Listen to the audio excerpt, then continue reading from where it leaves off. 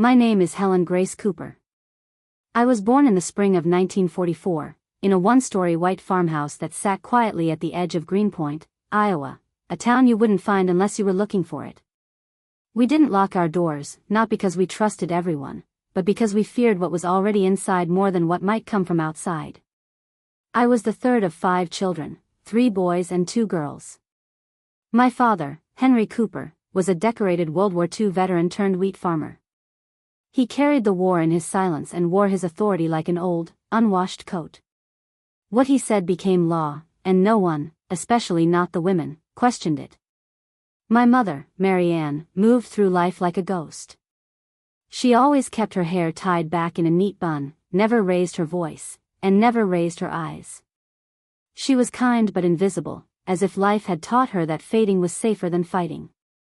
The only moments she seemed truly alive were when she hummed old folk songs while kneading bread in the morning. But even that was done in whispers.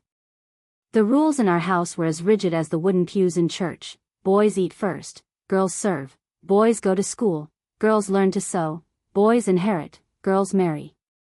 I was 8 when I first understood that being a girl meant being less. I remember one summer afternoon, my older brother Matthew came in from the field covered in dirt and laughter. My father clapped him on the back and said, "That's my boy." I followed 5 steps behind with a broken fence post I had helped lift and fix. My hands were raw. My back ached. But my father just glanced at me and said, "Go wash up. And don't forget to scrub the porch." That was the first time I felt the sting of invisibility. School was a luxury for girls like me. I finished 4th grade, barely. After that, my father said, "That's enough reading and writing for a wife. You'll learn what you need here." From then on, my days were filled with chores, cleaning, baking, tending to my younger siblings. My mother taught me how to keep house, how to lower my voice, how to smile when I wanted to scream. At church, people praised our family. "The Coopers raise strong boys and obedient girls," the pastor once said from the pulpit, like that was a compliment. The congregation nodded. My father nodded. And I, in my pressed Sunday dress, smiled because I was supposed to. That's how it was in Greenpoint. Silence was a virtue, especially for girls. But even in silence, I dreamed. At night, when the house went still, I would sit by the window, looking out at the flat fields under the moonlight, and whisper wishes to the stars. I wanted a different life. One where I could speak without fear. One where I could walk into a room and be seen. Sometimes, I imagined I was someone else, a girl in a big city, working in a bookstore, wearing red lipstick and laughing out loud. Not someone who walked softly so her father wouldn't notice her, not someone who flinched when her brothers raised their voices. Once, I dared ask my mother, "Did you ever want something more?" She looked at me for a long time, her hands still in the dough, and said, "Wanting doesn't make it possible, Helen. Best to want peace. That, you might find." I didn't ask her again. In that house of rules and silence, I learned how to disappear without leaving. I learned to smile when I was sad, to cook when I was angry, to obey when I felt like running. But everything began to change the summer I turned 16. A traveling delivery man started making stops in Greenpoint. His name was Jack. He didn't look like the men from our town. He laughed with his whole body, tipped his hat to women, and spoke with a voice that sounded like music. I watched him from the store window once, and for the first time in my life, someone looked directly back. But that, Jack, the way he smiled, and the way he made me feel like I wasn't invisible, comes later. For now, just know this. I was a small-town girl raised in a house built on quiet suffering, and like the worn floorboards under our dining table, I learned to bend without breaking. Not yet, at least. It was July of 1960, the kind of hot Iowa summer where the sky stretched endlessly and the cornfields whispered secrets to the wind. I was 16, just old enough to feel like the world was close enough to touch, but still trapped in a life where I barely had room to breathe. That was the summer Jack Reynolds came into town. He wasn't from Greenpoint, that much was obvious the moment he stepped out of his dusty red truck. He wore his hair slicked back, his shirt sleeves rolled up, and he had this effortless way of owning a room, even if that room was just the front porch of Harlan's general store. He didn't just talk, he spoke, with color, with rhythm, like every word mattered. And when he laughed, it felt like the world cracked open just a little to let light in. The first time I saw him, I was sweeping the front steps of the store, sweat clinging to the back of my neck, hair pinned into a tight bun like my mother always told me was proper. He walked right up to the porch, tipped his hat, and said, "You must be the reason the pies here are better than anywhere west of the Mississippi." I froze. I'd never been flirted with before, certainly not by someone like him. I didn't even know if he was being serious. But I smiled, awkward and unsure, and said, "They're my mother's pies." Jack grinned. "Well, then she must have taught you well." That became our rhythm. Jack came through Greenpoint every Thursday on his delivery route, and every Thursday he stopped by the store for something he didn't really need: twine, an extra notebook, a bottle of pop.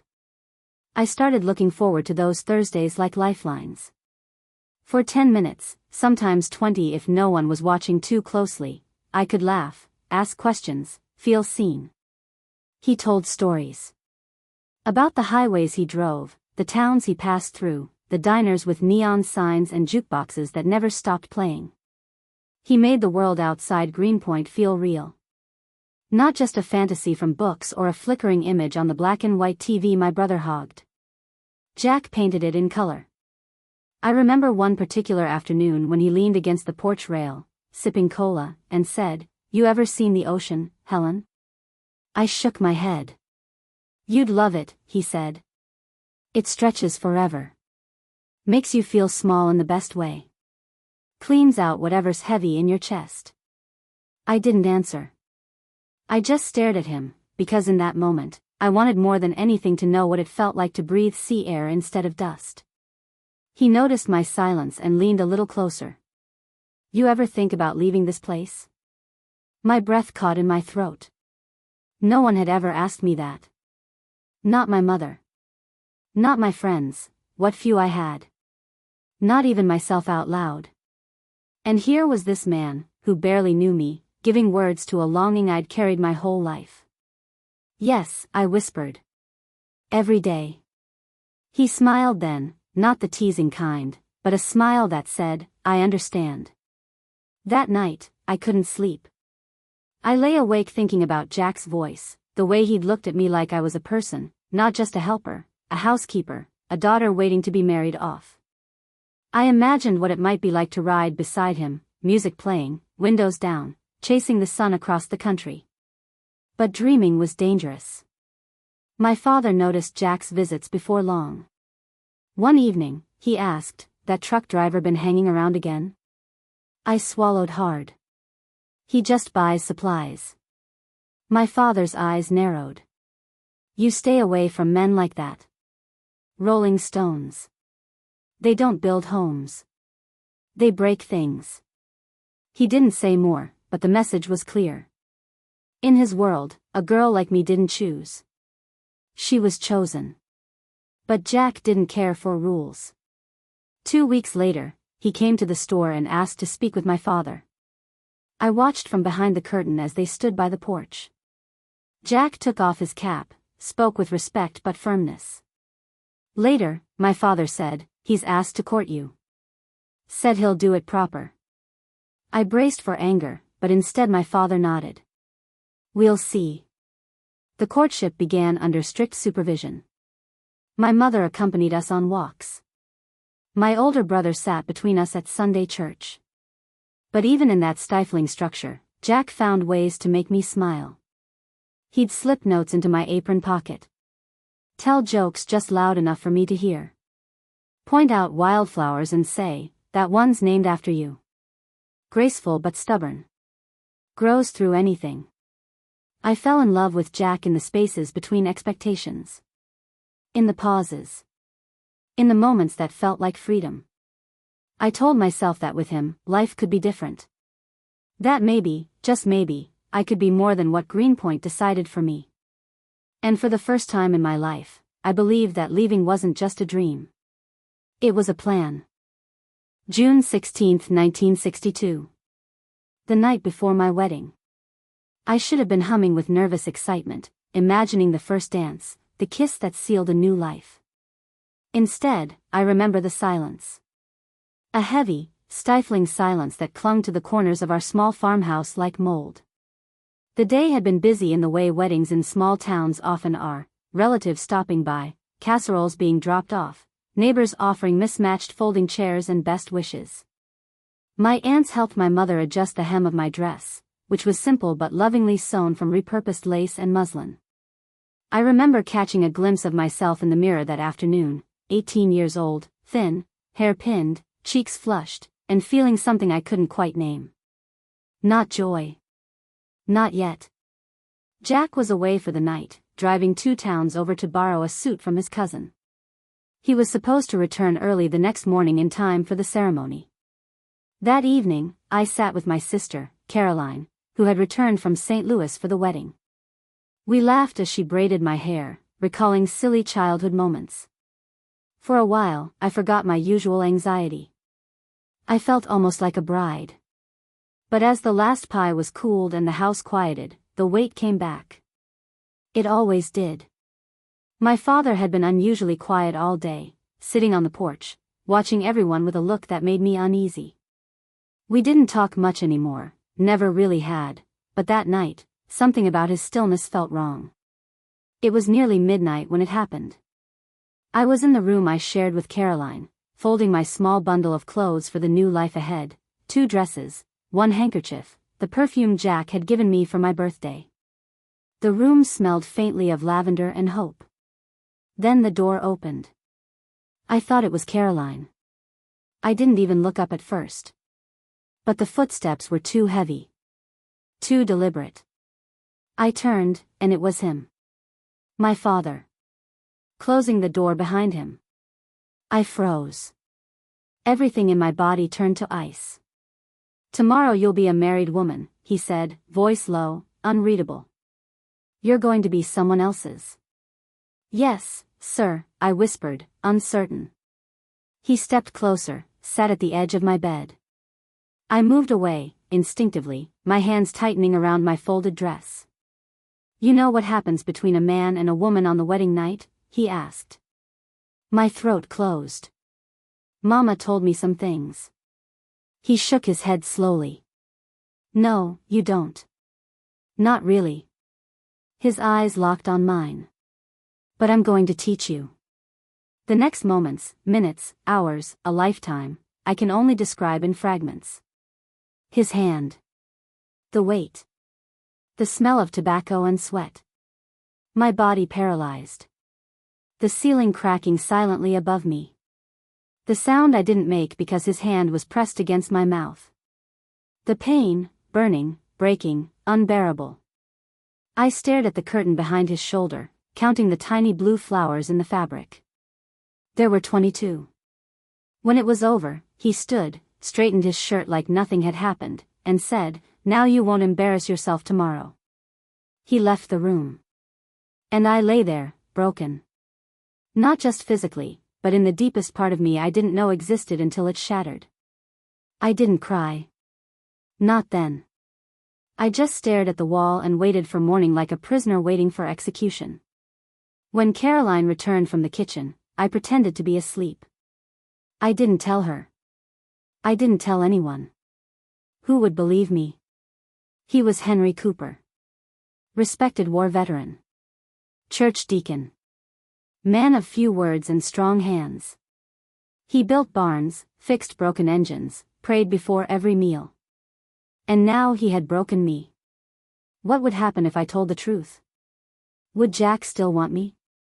Would the town rally behind him, or behind the man who raised me? And if no one believed me, what then? So I did what women have done for generations. I buried it. I got up the next morning. Washed. Dressed. Let them curl my hair. Let Mama fasten my necklace. I walked to the altar with the man who had violated me on my arm and the man I loved waiting for me at the end of the aisle. My wedding felt like a funeral in disguise. And I smiled for the pictures. I don't remember much from the wedding ceremony, and I don't think that's because of nerves. I remember the lace on my sleeves itching. I remember the sound of the church fan squeaking with every turn in the hands of Mrs. Dillard in the second pew. I remember Jack's eyes lighting up when he saw me walk down the aisle. And I remember trying not to cry, not from joy, but from the ache that still pulsed inside me, physical and emotional, like an open wound beneath the silk. My father walked beside me, as tradition dictated, his hand gently resting on my arm. I wanted to scream. I wanted to tear away from him and run. But I walked. Step by step, on legs that felt hollow. The Reverend spoke of love, trust, and holy union. I stood beside Jack, repeating vows I no longer knew how to believe in. For better, for worse. I didn't know how much worse the world could be until the night before. Jack looked at me with adoration. He took my hand, placed the ring on my finger, and whispered, "You're safe now, Helen." I almost collapsed. That night, we stayed at a rented room above a diner on the edge of town. Jack had planned a short honeymoon in Des Moines, a modest start to our life together. But I couldn't think about road trips or city lights. When he touched my hand, I flinched. When he leaned in to kiss me, I turned my face away, tears already spilling. "Did I do something wrong?" he asked, stepping back. "No," I whispered. "No, it's not you. I'm just nervous. Everything's moving so fast." He sat beside me on the edge of the bed, hands folded in his lap, staring at the floor. "We can take it slow, Helen. I'm not in a rush. I've waited this long for you. I can wait longer." That first night, we didn't touch. We didn't speak much either. We lay beside each other, fully clothed, our fingers barely grazing. He thought I was shy. Maybe scared. Maybe just overwhelmed. But I was grieving. Grieving the part of me that had been taken. Grieving the version of me who had dreamed of love and laughter and oceans. Grieving the girl who had imagined this night so many times, and who never imagined this. The days after the wedding passed in a blur. Jack returned to work, and I began the rhythm of our little home. Cooking. Cleaning. Smiling. Pretending. Always pretending. When Jack kissed me goodbye in the mornings, I kissed him back with lips that felt borrowed. When he brought flowers home from the market, I placed them in a vase and said, "Thank you," like it meant something. When he made jokes at dinner, I laughed, and the sound was always a second too late. One afternoon, Jack surprised me by building a birdhouse. He painted it yellow and hung it just outside the kitchen window. "For company while you cook," he said with a boyish grin. "You'll never feel alone." And I broke. Right there at the sink. The tears came so fast I didn't have time to lie. "I'm just tired," I said between sobs. "It's all a little overwhelming." Jack held me. Quietly. Steadily. "You don't have to be okay every minute," he said. But I wasn't okay in any minute. And I had no words to tell him why. That month, I bled silently. I bled guilt, shame, and memory. But the physical bleeding stopped eventually. And when it did, when my period didn't come, I stared at the calendar in our kitchen with a fear I had never known. I counted the days. I remembered the wedding night, untouched. I remembered the night. And suddenly, the secret I had buried beneath my skin had found a way to grow. Inside me. At first, I told myself it was stress. New house. New routines. A new name I wasn't used to answering to. That alone could throw off a woman's cycle, couldn't it? But when the second month came and went, and still nothing, I stood in our tiny bathroom holding onto the sink so tightly that the porcelain left imprints in my palms. My reflection stared back, pale and hollow-eyed, and I whispered aloud the thing I'd been too afraid to think. "I'm pregnant." I slumped to the floor and curled in on myself, pressing my forehead to my knees like I could somehow collapse time. Like I could unlive that night. The weight of it was unbearable. I began doing calculations. When was the last time Jack and I had even tried to be intimate? 3 weeks after the wedding, our first real attempt. Awkward, gentle, and careful. That was the only time. It had been nearly 2 months since the night. There was no question. The child growing inside me wasn't Jack's. It was his. My father's. A wave of nausea hit me, deeper than any morning sickness. It wasn't just my body reacting, it was my soul rejecting what it already knew. For the next few days, I said nothing. I moved through our home like a shadow. I scrubbed dishes that were already clean. I folded laundry 3 times. I burned the chicken one night and blamed the oven. Jack offered to buy a new one. "You've seemed off lately," he said one evening, concern darkening his eyes. "Are you lonely here?" I could talk to the garage, ask for fewer road jobs. I shook my head, smiling too wide. "No, it's nothing. Just adjusting." I couldn't tell him. How do you tell a man that the child he's so excited to someday have has already arrived, carrying the blood of your abuser? How do you say, "I'm not the woman you married," when that woman died on the floor of her childhood bedroom? Back then, there were no prenatal paternity tests. No safe clinics. No support groups or online forums. No legal framework that protected girls like me from fathers like him. There was only silence. There was only fear. So I played the part. When I finally told Jack I was expecting, his joy was so pure, so unfiltered, that it physically hurt to look at him. He scooped me into his arms and spun me around in the kitchen. "A baby," he laughed. "Helen, we're going to be parents." He started carving a cradle out of leftover pine wood that very weekend. "It's going to be a girl," he declared confidently. "She'll have your eyes, your heart, your stubbornness." Each word was a blade. But I smiled. I patted my belly. And I said things like, "I hope she has your laugh," while silently begging God for a miracle. "Don't let the baby look like him." The months passed slowly, each one carving out a new wound. Jack would press his ear to my belly at night, whispering dreams about fishing trips and bedtime stories. And I would lie awake, staring at the ceiling, whispering, "I'm sorry. I'm sorry. I'm so sorry." I didn't know if I could love this child. I didn't know if it was even right to try. But then something strange began to happen. One day, standing in front of the mirror, I caught a glimpse of my belly rounding beneath my dress. My instinct wasn't revulsion, it was awe. There was a heartbeat in there. A life. One that hadn't asked to be created under such darkness. One that, like me, never had a choice. I placed my hand gently over the curve of my abdomen and whispered, "You're not him. You're mine." And somehow, I believed it.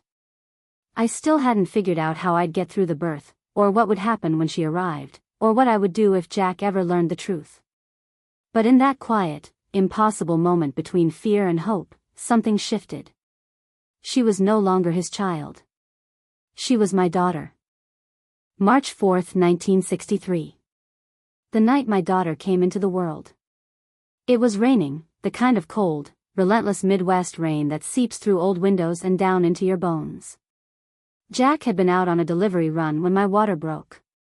I was alone in the house, hunched over the kitchen table, clutching the edge of the wood and breathing through the first waves of pain. Our neighbor, Mrs. Aldridge, came running the moment she heard my screams. She had birthed 7 children and delivered more babies in Greenpoint than the county doctor himself. She boiled water, tore clean sheets, barked orders like a battlefield nurse. 20 hours. That's how long it took. 20 hours of screaming into pillows so the neighbors wouldn't hear. Of biting my lips bloody so I wouldn't cry out the name of the man whose shadow still lingered behind my eyes. Of wondering, terrified, what she would look like. And then suddenly, there she was. A squalling, wrinkled bundle placed on my chest, red-faced and slick with life. I was shaking. Exhausted. Numb. But when I looked at her, really looked, everything inside me cracked open. I had braced myself for revulsion, for resentment, for distance. I expected to see him. But instead, all I saw was this tiny girl with eyes squeezed shut, fists curled tight, and lungs full of fight. Mrs. Aldridge smiled as she wiped her clean. "She's got your chin, Helen. And that Cooper fire."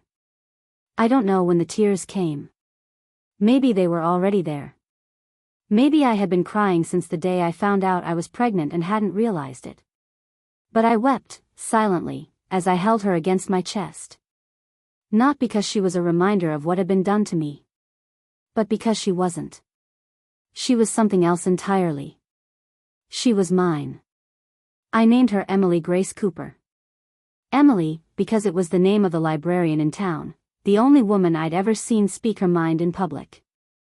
And Grace, because I had survived long enough to hold her. Jack arrived 2 days later, bursting into the room with flowers from the roadside and sleep still in his eyes. He dropped everything the moment he saw us. He kissed my forehead, kissed Emily's tiny hand, and whispered, "She's perfect." And in that moment, I almost believed we were.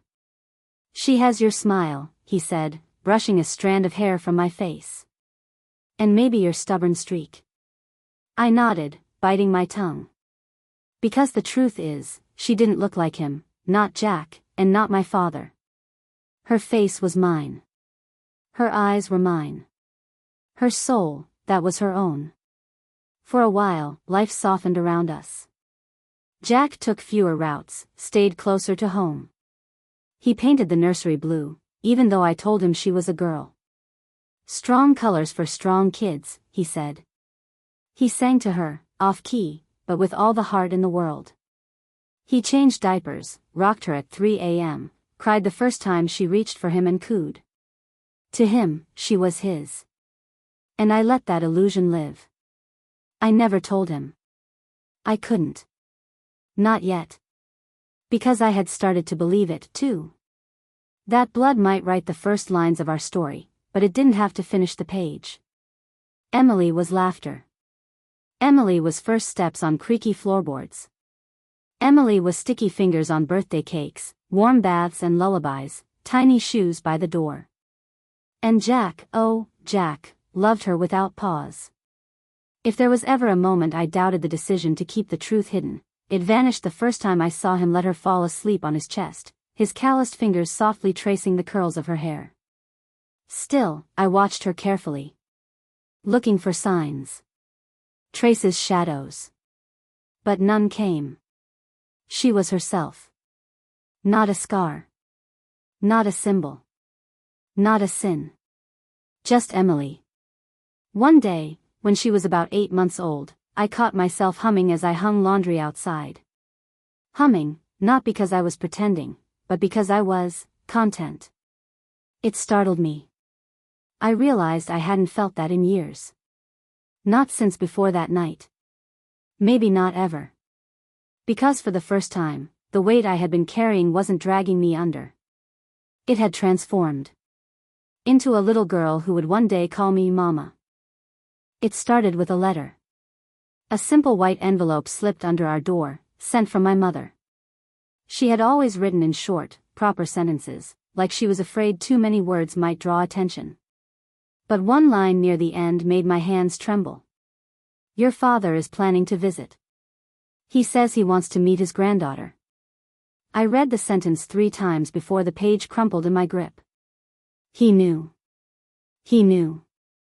And he was coming. I couldn't breathe. My heart pounded so hard I thought the windows might shake. I clutched Emily close to my chest that night, rocking her back and forth until dawn, whispering into her downy hair. "He won't get near you. I swear, he won't." But how could I stop him? I had no proof. No witnesses. No voice in a town where his name still carried respect. He could walk right up to our door and claim to be a proud grandfather. And if I screamed, who would hear? The fear returned like an old friend, one I had prayed to forget. Only now, it wasn't just me he threatened. It was her. I didn't sleep for days. I watched every car that passed our house. I flinched at footsteps, paused at every knock. Jack noticed. "You're jumpy lately," he said one night, laying Emily in her crib. "Is everything okay?" I almost told him. I opened my mouth to speak, but the words dissolved like sugar on the tongue. If I told him now, would it destroy the peace we had fought so hard to build?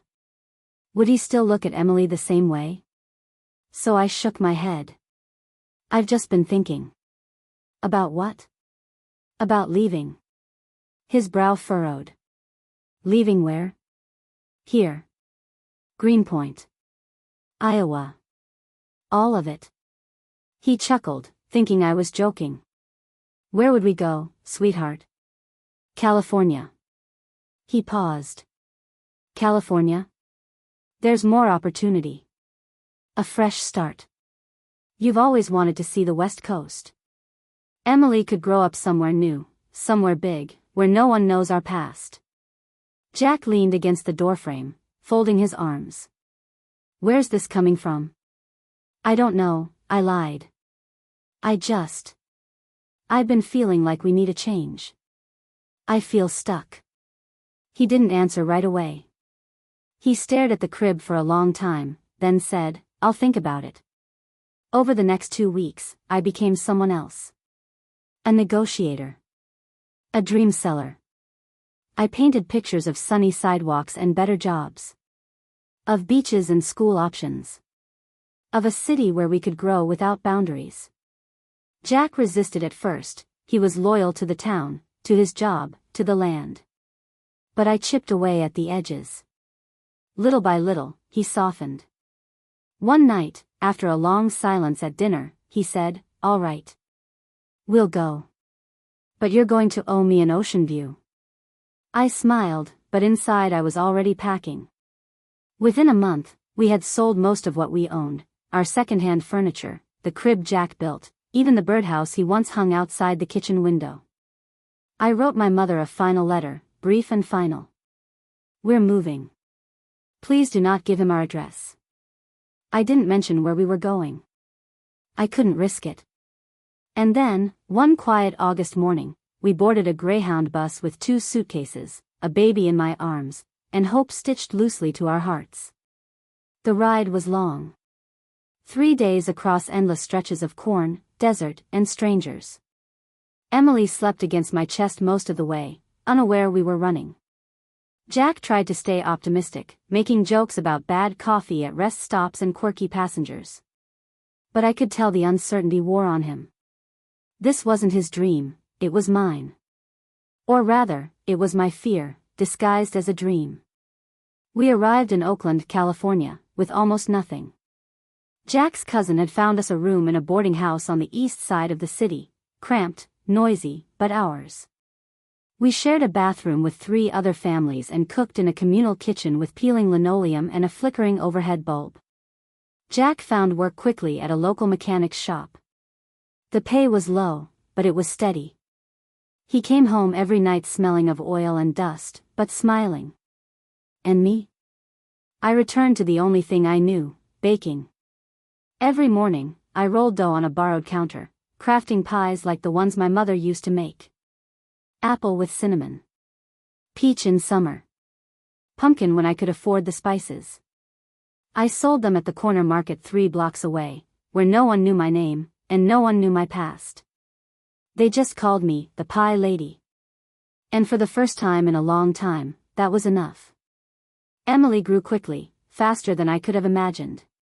She toddled barefoot through our shared hallway, making friends with children of every color and accent.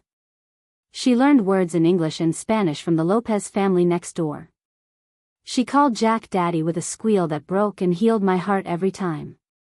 Our new life was small, imperfect, but safe. Safe, for now. But deep inside me, the question still lived.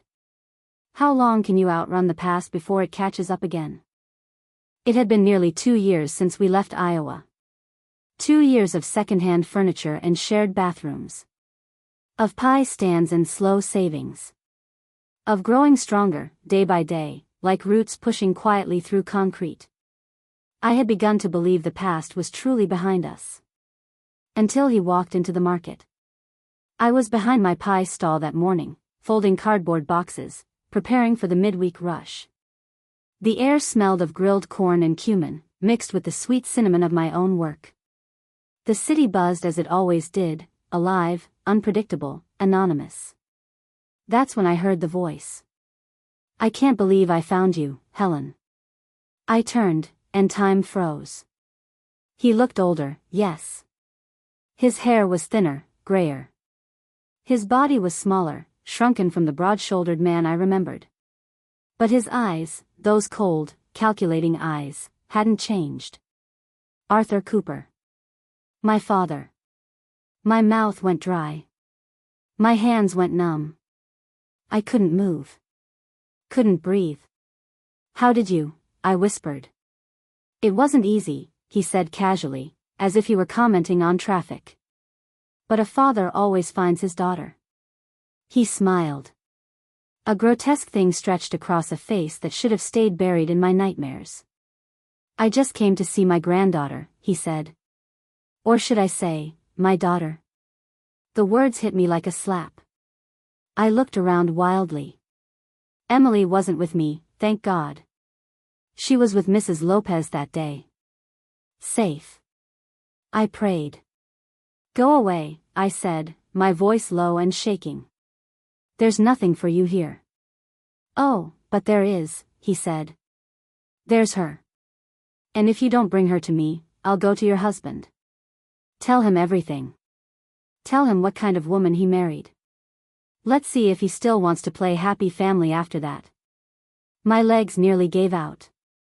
My hands gripped the stall's edge so hard my knuckles turned white. "I'm staying at the Horizon Motel by the train tracks," he continued. "Room 12. You have until Thursday. Bring her. Or I talk." And with that, he turned and disappeared into the crowd, like any other man at the market. I stood there long after he left, unable to think, unable to move, barely able to breathe.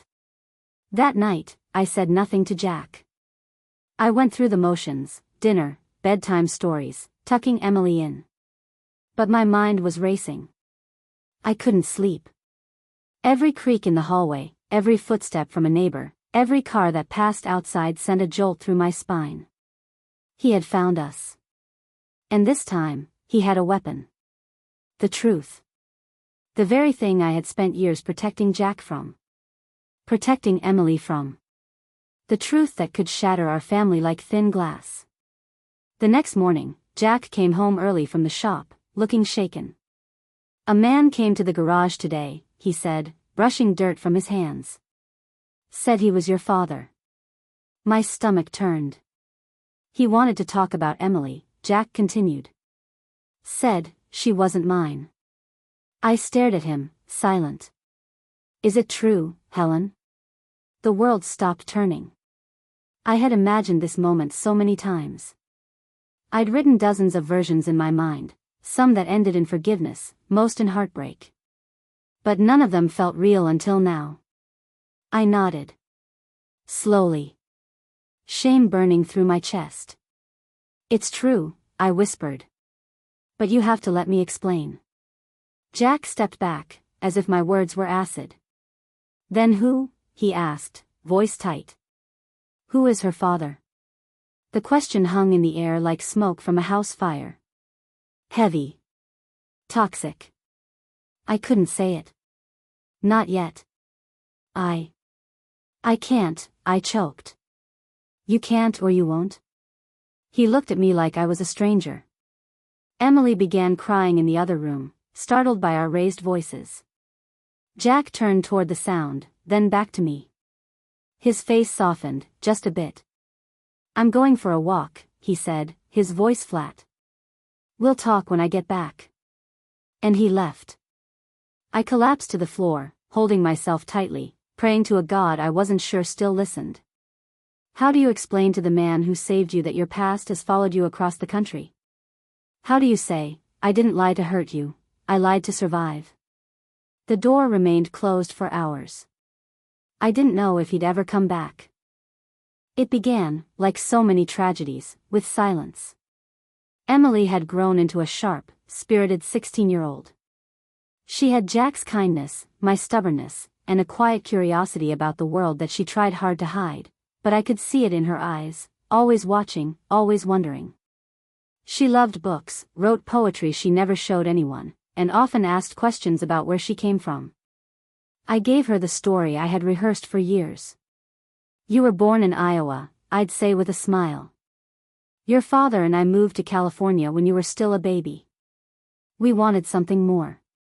She never questioned it. Not until that spring. One afternoon, I found her sitting at the kitchen table with a box of old letters, ones I had buried deep beneath my bed. Letters from my mother. Faded ink, wrinkled paper. I had meant to destroy them years ago but hadn't had the heart. Her hands trembled as she held one out. Mom, who is Arthur Cooper? My heart dropped to the floor. He's your grandfather, I said slowly, choosing each word with care. She stared at me. That's not what he said. My mouth went dry. Who? She lowered her eyes. Arthur. I felt the room spin. I clutched the counter for balance. You've spoken to him? Emily nodded. He found me. A few months ago. At the library. My knees buckled.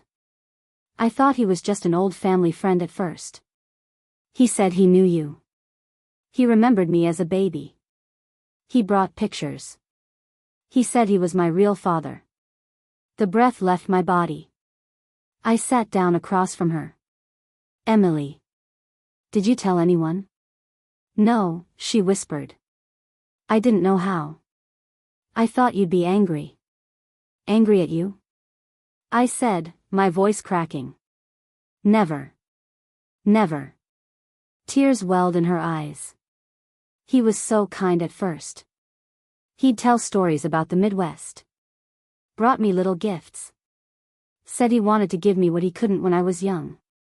I thought he was trying to make up for lost time. The lump in my throat made it hard to speak. Did he ever touch you? Emily froze. Then she looked away. Yes, she whispered. After a few weeks, he started, hugging me longer than felt right. Sitting too close. I didn't know what to think. I didn't want to believe, but then one day he kissed me. And I pulled away. But he said it was normal, that we were connected. That you and he had something before you married Dad. A sound escaped my throat, part scream, part sob. He lied, I said. He lied about everything. Tears streamed down her face. He said we shared the same blood. That it made things okay. I held her then, both of us shaking. I wanted to scream until the world split open. How could I have tried so hard to protect her, only for him to find her anyway? She had never known pain like mine, and yet here we were, mother and daughter, trapped in the same nightmare. I'm sorry, she sobbed into my shoulder. I didn't know how to tell you. I didn't even understand what was happening. And then I started feeling sick. At first, I thought it was the flu. My heart turned to stone. She pulled something from her coat pocket. A small, plastic test. The line was unmistakable. I'm pregnant, she said. The walls collapsed. I held her tighter, rocking her like I did when she was a baby, whispering, "You're safe now. You're safe. We're going to fix this." But nothing could undo what had been done. That night, I told Jack everything. I couldn't spare him anymore. Not the horror. Not the truth. Not the way his love for Emily had blinded him, as mine had once done. His face darkened. Where is he? At the Horizon Motel, I said. He followed her here. Jack didn't yell. He didn't break anything. But I saw the violence in his silence, the fury in his clenched fists. I'm going to kill him. No, I said firmly. Not like this. We can't let him. We won't, I interrupted. But if you do something rash, we lose everything. We do this right. We bring it into the light. And for the first time, he nodded. The next morning, we called the police. We told them everything. And this time, we weren't alone. The morning we walked into the Oakland Police Department, it was raining again. California rain, soft, steady, cleansing in a way that made it feel like the earth itself was listening. Emily clutched my hand tightly. Her fingers trembled, but her chin was lifted. Jack walked beside us, jaw tight, eyes straight ahead. I had seen him angry before, but this was something else entirely, a fury sharpened by love. A father's fury. The officer who took our statement was named Detective Carmen Lee. She listened without interrupting, occasionally nodding, taking careful notes. When Emily began to falter, stumbling over the worst parts, Detective Lee leaned forward and said gently, "You're doing something very brave." Emily took a shaky breath and kept going. We told them everything, my father's name, where he was staying, how he had found Emily, the false identity he used, the grooming, the manipulation, the assault. We showed them the letters he had sent, the small gifts he'd given her. We handed over the positive pregnancy test as physical evidence. Jack even offered the names of mechanics at the garage who had seen Arthur arrive looking for his daughter. Detective Lee excused herself for 10 minutes and returned with a plainclothes officer named Rodriguez. He quietly reviewed the notes, asked us to confirm a few details, and then said, "We'll take it from here. But I'm going to be honest, it's going to be a process. It won't be quick. And it won't always be easy." "We're not asking for easy," I said. "Just for justice." While the police began their work, we began ours. Jack called Richard Thompson, a local attorney who had helped him settle a labor dispute years ago. Richard came to our house that evening, listened with the same calm care that Detective Lee had, and said, "We'll file for a restraining order first. That's immediate protection. Criminal charges will take time, but with your testimonies and Emily's condition, we have a strong case." I watched Emily from across the room as he spoke. She sat curled up on the couch, her arms around her knees, but her eyes, those brave, broken eyes, never left Richard's. She was ready. The plan came together faster than I expected. With help from Richard and the officers, we set up a meeting with my father. Emily called him from a public payphone. Her voice was steady, controlled. "I want to talk," she said. "Tomorrow. At the motel. Noon." He agreed, easily. Too easily. What he didn't know was that he would be met not by a frightened teenager, but by her mother, her stepfather, a lawyer, and 2 armed officers waiting discreetly just outside. We arrived first. Jack was pacing. Richard reviewed the paperwork again. I sat with Emily in the back of the borrowed sedan, brushing her hair behind her ear. "You don't have to go in," I whispered.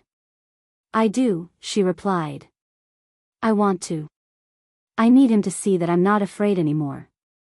At exactly 11:59, Arthur Cooper walked into the motel lobby. He wore the same worn coat, the same crooked smile. But this time, when he saw all of us, Emily, me, Jack, Richard, his eyes flickered. For the first time, I saw it, fear.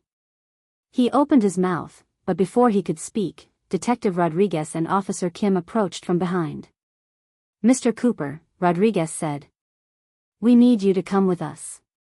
You're under investigation for multiple counts of sexual assault, including those against a minor. You have the right to remain silent." As they cuffed him, he turned to me, eyes wide, desperate. "You ungrateful little." But I stepped forward.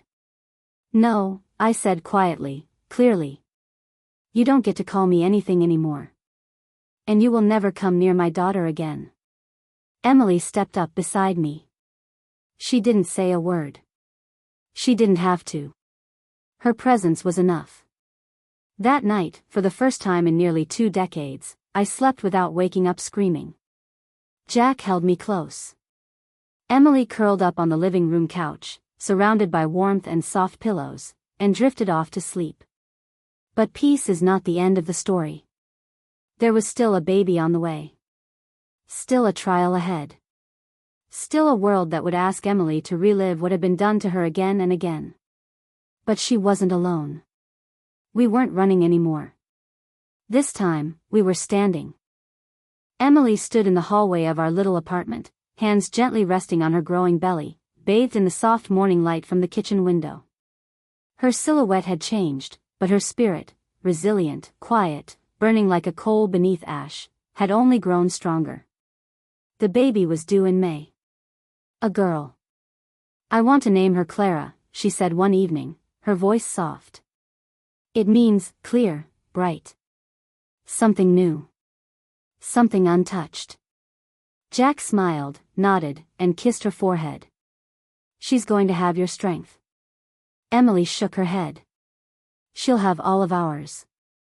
Since Arthur's arrest, the investigation had progressed slowly but steadily. Emily's pregnancy had brought swift legal protection, an extended restraining order and media attention we didn't ask for but couldn't avoid. 2 more women came forward from Iowa. One was a neighbor. Another was a cousin. All had stories too similar to ours to be coincidence. It helped build the case. But nothing could truly prepare us for what was coming. Except Clara. Clara became the center of everything. A beacon before she was even born. Lucas, a young doctor Emily had met at her clinic months before the truth unraveled, had remained by her side. At first, just a friend. Then a quiet, unwavering presence. And eventually, something more. Emily was hesitant. "He'll leave," she told me once. "He'll look at me differently." But he didn't. He came to appointments. He brought soup when her ankles swelled. He read books aloud about how the brain of a newborn develops, and he made her laugh in a way I hadn't heard in months. And then one night, over takeout and old jazz records, he said it clearly. "I love you. And I will love Clara, not because of how she was conceived, but because she's yours. That's all I need to know." Emily cried for an hour. I did too, alone, later, grateful that my daughter had found her Gerald, just like I had once found Jack. As the due date approached, we prepared. Jack painted the nursery a soft teal, strong but calming, he said. Emily crocheted little socks. I taught her how to make the pies that had once paid our rent and still made strangers smile. Lucas installed a ceiling fan that never stopped wobbling. We tried to build a world where Clara would feel safe. On May 9, 1992, Clara Grace Hernandez came into the world after 15 hours of labor, long past midnight. She was tiny, red, and already loud, a healthy cry that filled the delivery room like a hymn. Emily held her first, eyes wide with wonder and tears. "I thought I'd be afraid," she said. "But I'm not. I feel light. Like this is the first day of my real life." Lucas stood beside her, not as a placeholder, but as a father. He kissed Clara's forehead and whispered something I didn't catch. But I didn't need to. I saw it in his eyes. Later, as we all sat together in the hospital room, Jack reached out and gently traced Clara's hand with his rough finger. "She's fire," he said. "Just like her mama. And her grandma." Emily looked at me, her eyes misty but steady. "You saved me, Mom. You made it possible for her to be here." I shook my head, overwhelmed. "You saved yourself, sweetheart. I just walked beside you." Clara was born of unspeakable pain, but she wasn't pain. She was hope molded from ash. She was the second chance neither Emily nor I had ever dared to ask for, but received anyway. She was proof that evil doesn't get to define a life. Only love does. Clara was 3 months old when Arthur Cooper was finally sentenced. 15 years in a state penitentiary. Given his age, 75, it was practically a life sentence. The judge spoke firmly, without anger, just resolution. His voice echoed in the courtroom like a closing door. Arthur didn't flinch. He didn't cry. He didn't ask for forgiveness. He simply stared ahead, the same blank, menacing expression he'd always worn. But I noticed something different this time. No one stood up for him. There were no friends in the gallery. No family willing to defend him. He left that courtroom a disgraced man, and died 5 years later in prison. Alone. When the verdict was read, I didn't feel joy. I didn't jump to my feet. I just exhaled, for the first time in decades. A long, quiet breath. Like a house finally releasing the last ghost from its attic. Emily stood beside me, holding Clara. Lucas was on her other side, gripping her hand. Jack was behind me, solid as ever, resting a calloused palm on my shoulder. And I thought, this is what survival looks like. But survival was only part of it. The healing came after. We moved again, this time not out of fear, but intention. A new house in a quiet neighborhood in Berkeley. It had a small front porch where Clara played with chalk, a vegetable garden that Emily started with Jack, and a spare room that we turned into a makeshift library. Emily went back to school, studying psychology and trauma counseling. She wanted to help girls like her. Like me. She graduated at 26. Clara was 4 and held her mother's hand at the ceremony, wearing a dress I'd sewn by hand, the same fabric from my old church skirt. Emily opened a small center for survivors 2 years later. She named it the Grace House. When reporters asked her what inspired the name, she said, "It's my middle name. It's also my grandmother's strength. My mother's resilience. My daughter's future." I cried for an hour after I read the article. Clara grew up knowing the truth. Not all at once, but gradually, with care. We told her where she came from. How she came into the world not as a mistake, but as a miracle of choice, of courage. She took it better than I feared. Maybe because she had always been surrounded by love. Maybe because Emily never let the past poison their bond. Maybe because, sometimes, healing is generational too. She asked hard questions. We answered honestly. But we also told her this. You are not defined by someone else's darkness. You are the light they couldn't extinguish. At her high school graduation, Clara gave a speech. She didn't mention Arthur by name. She didn't have to. She spoke about breaking cycles, about how forgiveness is not a gift for the guilty, but a release for the wounded. I looked around and saw my legacy. Not the scars, but the strength. Not the silence, but the voice. Jack retired from the garage, content to fix things only when he felt like it.